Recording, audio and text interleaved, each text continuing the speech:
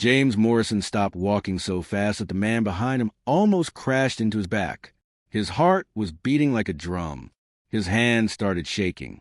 There, across the busy Fifth Avenue street, sitting on a dirty piece of cardboard, was a woman he'd been looking for every single day for 3 years. 3 years. 1,095 days of searching. He knew because he had counted every single one. The woman had a torn gray jacket that was too big for her thin body. Her brown hair was messy and hung around her face. She held a small cup in her hands, hoping people would drop coins inside. Most people walked right past her like she was invisible, but James saw her. Oh, he saw her. His expensive navy suit felt too tight suddenly. His silver watch, worth more money than most people made in a year, felt heavy on his wrist. He touched his chest where his heart was pounding and took a deep breath. "It's her," he whispered to himself. "It's really her." His mind flew back to that terrible day 3 years ago. He could still see it like it was happening right now. 3 years earlier. It was a sunny Tuesday afternoon. James was holding his daughter Sophie's hand as they walked down the street. Sophie was only 8 years old then, with blonde pigtails and a pink backpack covered in butterflies. "Daddy, can we get ice cream?" Sophie asked, smiling up at him with her missing front tooth showing. "Sure, sweetie," James said, squeezing her little hand. They were about to cross the street when Sophie saw something that made her gasp with excitement. "Daddy, look, a puppy!" A small brown puppy was running loose on the other side of the street. Before James could stop her, Sophie let go of his hand and ran into the street toward the dog. "Sophie, no!" James screamed.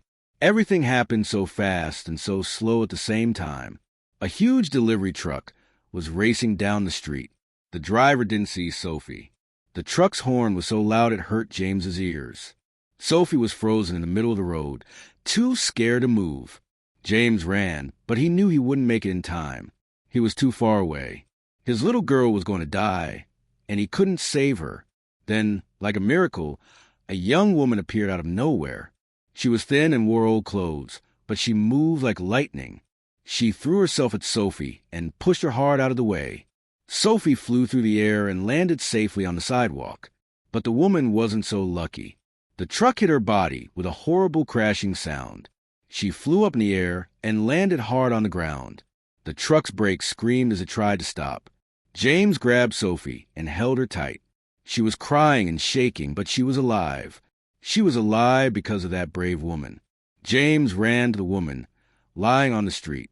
Blood was coming from her head. Her arm was bent in a way that arms shouldn't bend. Her breathing was weak and painful. "Help! Someone call an ambulance!" James yelled. People gathered around. Some were taking videos with their phones. Others were calling 911. James knelt down next to the woman. Her eyes opened a little bit. They were green, like leaves in spring. "My daughter," James said, tears running down his face. "You saved my daughter. Please, tell me your name. Please." The woman tried to smile through her pain. "Sarah," she whispered.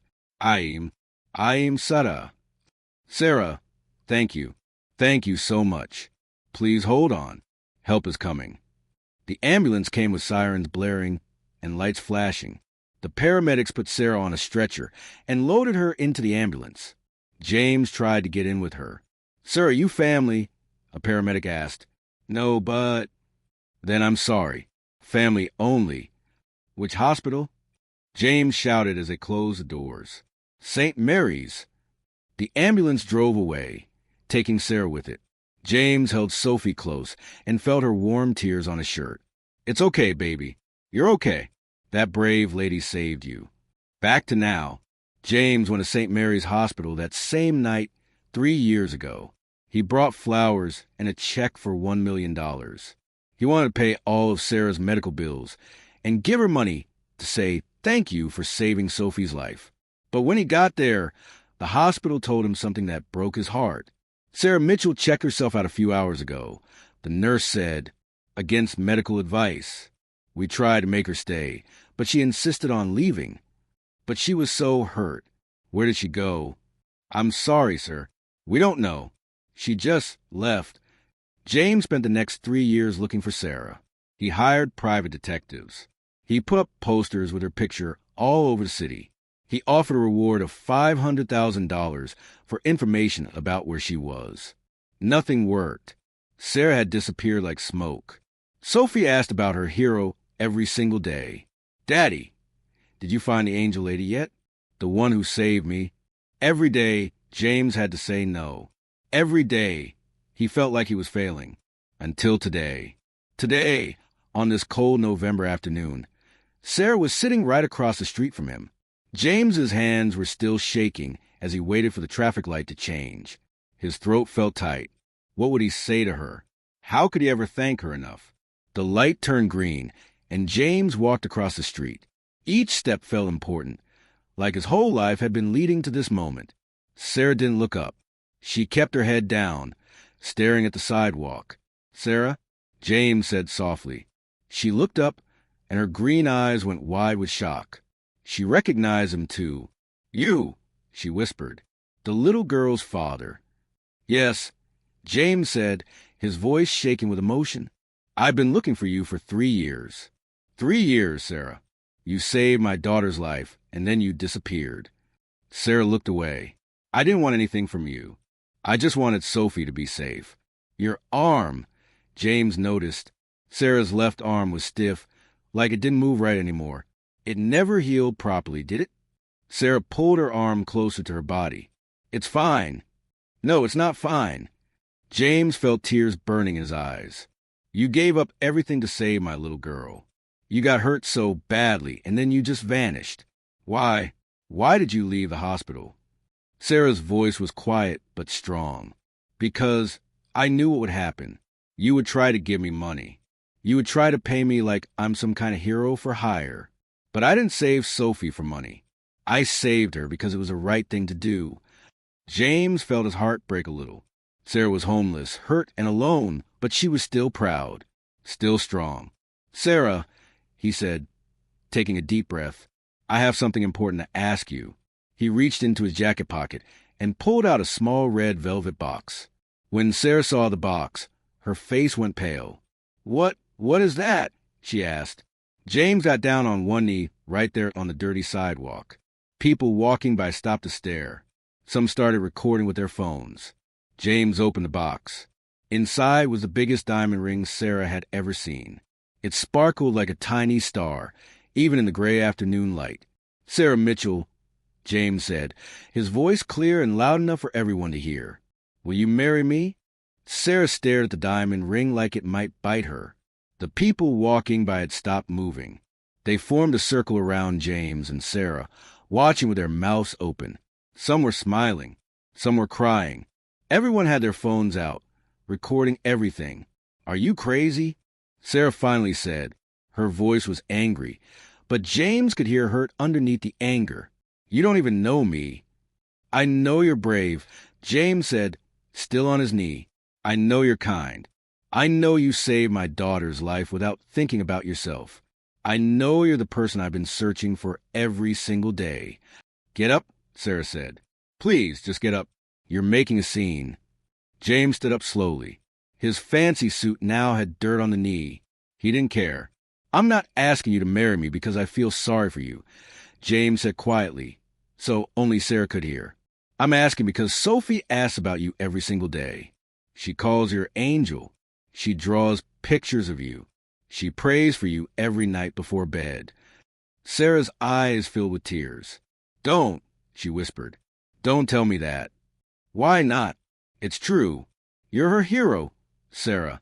And honestly," James took a deep breath, "you're mine too. I don't want your charity." Sarah's voice got louder. She stood up from her cardboard, even though her bad arm made it hard. "I don't want your guilt money. I don't want to be some kind of project you fix so you can feel better about yourself." The crowd around them gasped. Some people looked shocked that Sarah was saying no. James closed the ring box and put it back in his pocket. "What if it's not charity? What if I really want you in my life? In Sophie's life?" "For what?" Sarah asked. Her green eyes were fierce now, like a fire was burning inside them. "To be your wife? To live in your big house and smile pretty and pretend like we're in love? To be grateful every day that the rich man saved the poor homeless girl? No, James said, that's not what I want at all. Then what do you want? Sarah asked. James ran his hand through his hair. He looked tired suddenly, like he hadn't slept in weeks. Maybe he hadn't. I want to give you back what you lost, he said. When you saved Sophie, you got hurt so badly that you lost your job, didn't you? And then you lost your apartment because you couldn't pay rent. And then everything just fell apart. Sarah looked away. He was right, and she hated that he knew. The hospital bills buried me, she whispered. I had no insurance. My arm needed surgery, but I couldn't afford it. I couldn't work anymore. Everything I had just disappeared. Because of us, James said, because of Sophie and me, you gave up your whole life to save my daughter. So please let me give you a life back. I don't want a fake marriage, Sarah said firmly. Then what do you want? James asked. Tell me. Anything. I'll give you anything. Sarah was quiet for a long moment. The crowd was still watching, but she didn't care anymore. She was thinking about something important, something bigger than just herself. Finally, she spoke.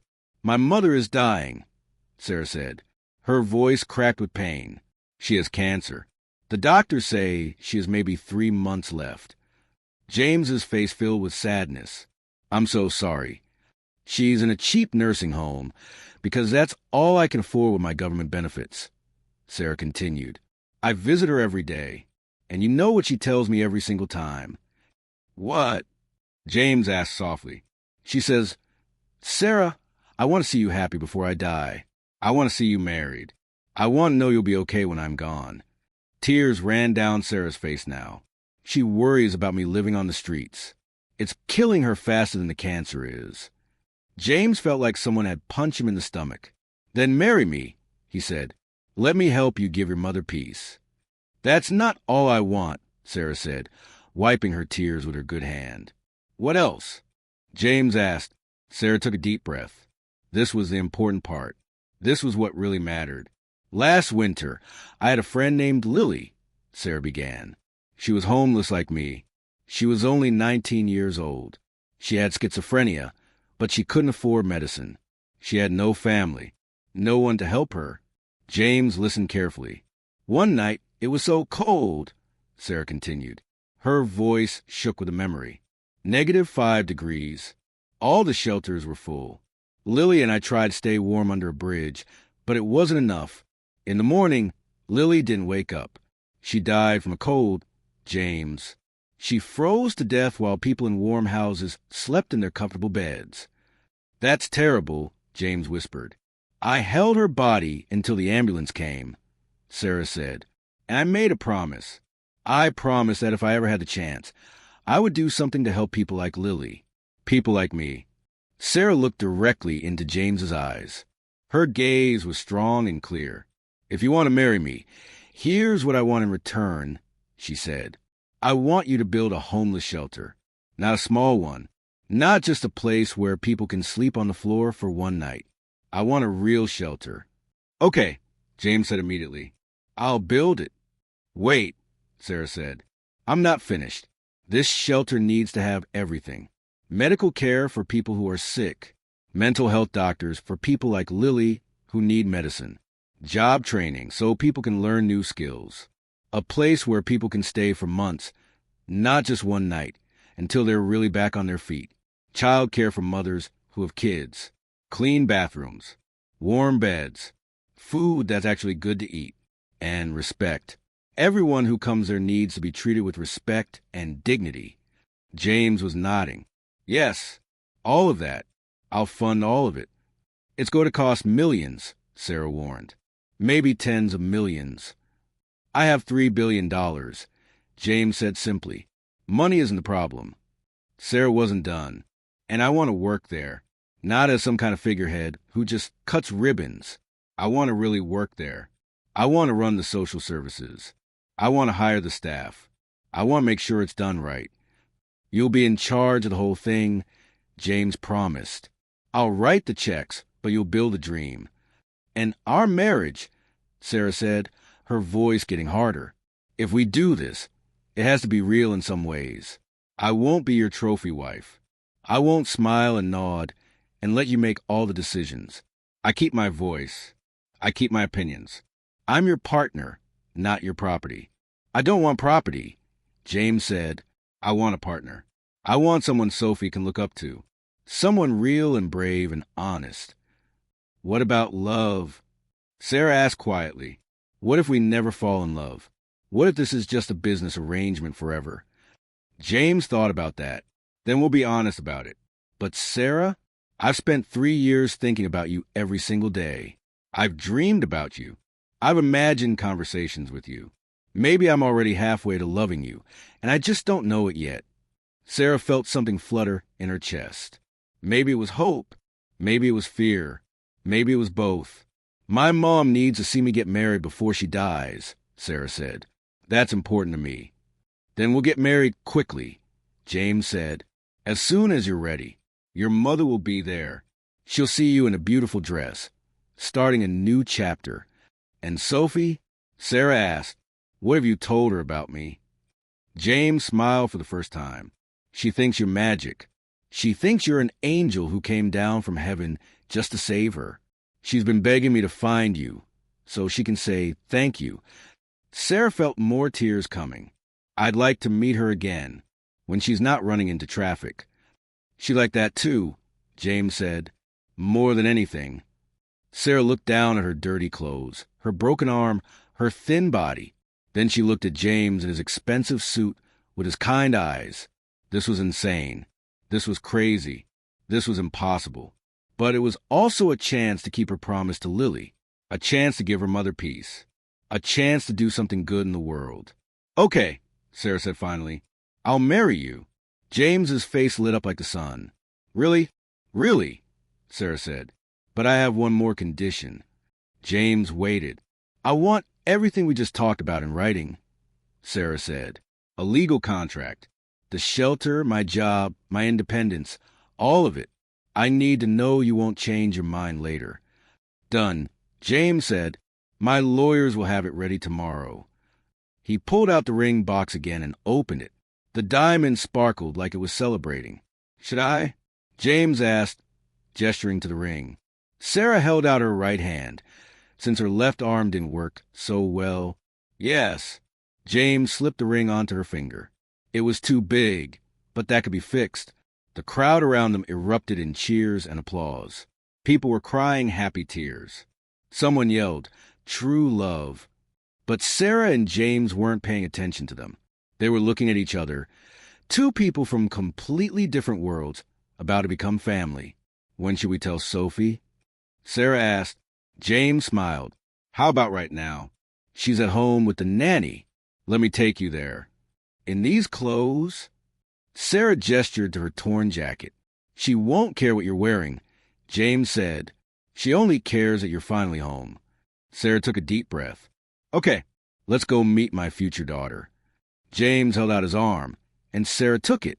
Together, they walked away from the cardboard and the street corner, leaving Sarah's old life behind forever. The car ride to James's house was quiet, but not uncomfortable. Sarah looked out the window at the city passing by. Everything looked different now, like she was seeing the world through new eyes. I have one more condition, Sarah said suddenly. James, sitting next to her in the back of his black car, looked worried. What is it? I don't want to be saved, Sarah said, turning to look at him. I want to be partnered with. Do you understand the difference? James thought about it carefully. You want respect, not rescue. Exactly, Sarah said. I've been through terrible things, yes. But I'm not broken. I'm not a poor little thing that needs fixing. I'm a strong woman who had bad luck and made a brave choice. I want you to see me as an equal, not a charity case. I do see you that way, James said softly. You're the bravest person I've ever met. You're definitely braver than me. Sarah smiled a little. Good. Then we'll be okay. 20 minutes later, the car pulled up to a beautiful house. It was 3 stories tall with big windows and a green lawn. Sarah had walked past houses like this a million times. never imagining she'd go inside one. "Ready?" James asked. Sarah's heart was beating fast. "As ready as I'll ever be." They walked up the stone path to the front door. Before James could even open it, it flew open from the inside. A little girl with blonde hair and a ponytail stood there, jumping up and down. "Daddy, you're home," Sophie yelled. Then she saw Sarah, and her whole face changed. Her mouth opened wide. Her eyes got huge. "It's you," Sophie whispered. "It's really you, the angel lady." Sarah knelt down so she was eye level with Sophie. Supia. My name is Sarah. I'm not an angel, just a regular person who's really glad you're okay." Sophie reached out and touched Sarah's face, like she needed to make sure she was real. "You saved me," Sophie said. "The truck was coming, and you pushed me, and you got hurt because of me." "I'd do it again in a heartbeat," Sarah said, feeling tears in her eyes. "You're worth saving, Sophie." Sophie threw her arms around Sarah's neck and hugged her tight. "Thank you, thank you, thank you," she whispered over and over. Sarah hugged her back with her good arm. This little girl, this brave, sweet little girl, was going to be her daughter soon. The thought made Sarah's heart feel bigger than her chest. "Sophie," James said gently, "Sarah and I have something to tell you." Sophie pulled back and looked at both of them. "What?" "Sarah's going to be part of our family now." James said, "We're getting married. She's going to live here with us." Sophie's eyes got even bigger, if that was possible. "Really? You're going to be my mom?" "If that's okay with you," Sarah said. "I know I can't replace your real mother." "My real mom left when I was 3, Sophie said matter-of-factly. "I don't remember her much, but I've been wishing for a new mom for so long, and I always hoped it would be you." Sarah started crying for real now. Happy tears, the kind she hadn't cried in years. 2 weeks later, Sarah stood in a small room at City Hall, looking at herself in a mirror. She wore a simple white dress that James had bought for her. It wasn't fancy, but it was clean and pretty and made her feel like a person again, not invisible. Her mother sat in a wheelchair nearby, oxygen tubes in her nose, but smiling bigger than Sarah had seen her smile in years. "You look beautiful, baby," her mother said, her voice weak but happy. "Mom," Sarah said, kneeling next to the wheelchair, "are you happy? Is this what you wanted?" Her mother took Sarah's hand. "I'm watching my daughter marry a good man who respects her. I'm seeing you start a new life with a purpose and a family." "Yes, baby, this is everything I wanted. Now I can rest easy." Sarah kissed her mother's hand. "I love you, Mom." "I love you too. Now go get married." The ceremony was short and simple. Just James, Sarah, Sophie, Sarah's mother, and a judge. No big crowd. No cameras. Just the people who mattered. When the judge said, "You may kiss the bride," James looked at Sarah nervously. "Is this okay?" he whispered. "It's okay," Sarah whispered back.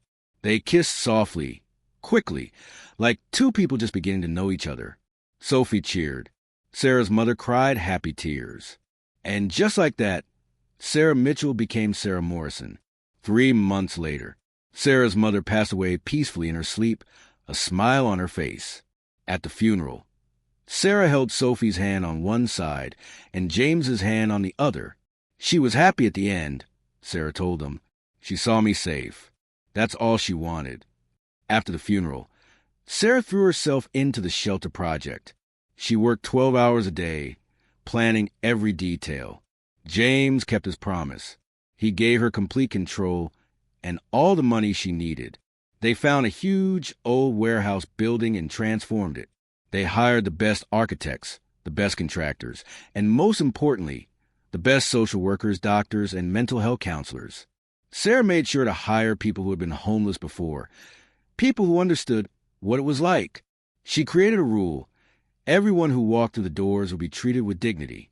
No judgment, no lectures, just help. 6 months later, the grand opening of the Morrison Mitchell Hope Center was on a sunny spring morning. Over 200 people came to the ceremony. News cameras were everywhere. But the person Sarah asked to cut the ribbon wasn't famous or rich or important. Her name was Maria. She was the first person to come to the shelter on opening night. She was 19 years old, the same age Lily had been when she died. She was homeless and struggling with mental illness, just like Lily. "This ribbon is for all the Lilies who didn't make it," Sarah said into the microphone, her voice strong, "and for all the Mariahs who will. This shelter is proof that we can do better, that we can take care of each other." Maria cut the ribbon with shaking hands, tears streaming down her face. The doors opened and people flooded in. The shelter had 100 beds, all with clean sheets. It had a medical clinic, a mental health center, a job training room with computers, a kitchen that served hot meals 3 times a day, and a child care center for parents. But most importantly, it had hope. 1 year later, Sarah stood in the kitchen of her new home, making breakfast. The house didn't feel strange anymore.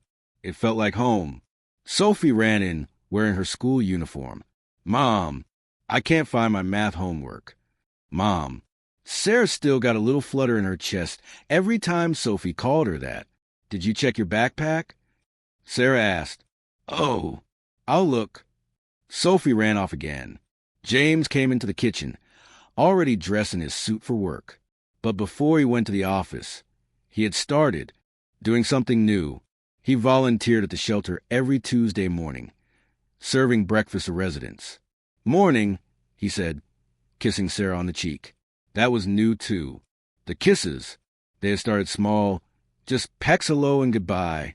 But lately, they had started to mean something, started to feel real. "Morning," Sarah said, smiling at him. The shelter served its 1,000th person yesterday. James said proudly. "I know," Sarah said. "And Maria, the girl from opening day, she just got her GED and starts community college next month." "That's amazing," James said. "It is," Sarah agreed. "It really is." Sophie came running back with her homework. "Found it." "Good job," Sarah said. "Now eat your breakfast so we're not late." As Sophie ate her cereal, Sarah looked around the kitchen, at James reading the newspaper, at Sophie humming and swinging her legs, at the sun coming through the windows. A year ago, she was sitting on a cardboard box on Fifth Avenue. She was cold, hungry, and invisible. Now she was a wife, a mother, the director of the biggest homeless shelter in the city, a person with purpose and family and hope. "Hey," James said, noticing her expression. "What are you thinking about?" "I'm thinking about how one choice can change everything," Sarah said. "I chose to save Sophie that day, and that choice saved me too." James reached across the table and took her hand. We saved each other. Sophie looked up from her cereal. "Are you guys being mushy again?" They laughed. "Maybe a little," Sarah admitted. "Gross," Sophie said, but she was smiling. Later that night, after Sophie was asleep and the house was quiet, Sarah and James sat on the back porch, looking at the stars. "Do you think we'll fall in love?" Sarah asked suddenly. "Like, really in love?" James was quiet for a moment. "I think we already are," he said. "Maybe not the fairy tale kind yet, but the real kind, the kind that grows from respect and partnership and shared purpose." Sarah thought about that. "I think you might be right. And who knows," James said, smiling at her, "maybe the fairy tale part will come too. We've got time." Sarah leaned her head on his shoulder. "Yeah," she said, "we've got time." And under the stars, surrounded by the family they had built from courage and choice and second chances, Sarah Morrison finally felt something she hadn't felt in years. She felt home. If this story touched your heart, imagine what you could do with just one brave choice. Sarah didn't have money or power, but she had courage. And that courage changed everything, not just for Sophie and James, but for thousands of people who found hope at the shelter. What would you ask for if you were in Sarah's position? Would you choose money, security, or something bigger than yourself? Think about the people you walk past every day. The ones sitting on cardboards. The ones asking for help. They're not invisible. They're people with stories, with dignity, with the same hopes and dreams as everyone else. Sometimes all they need is someone to see them, someone to give them a chance. If this story inspired you, hit that like button. Share it with someone who needs to hear about the power of second chances and real generosity. And don't forget to subscribe for more stories that will make you think, make you feel, and maybe even inspire you to change someone's life. Because at the end of the day, we all have the power to be someone's hero. What will you do with yours?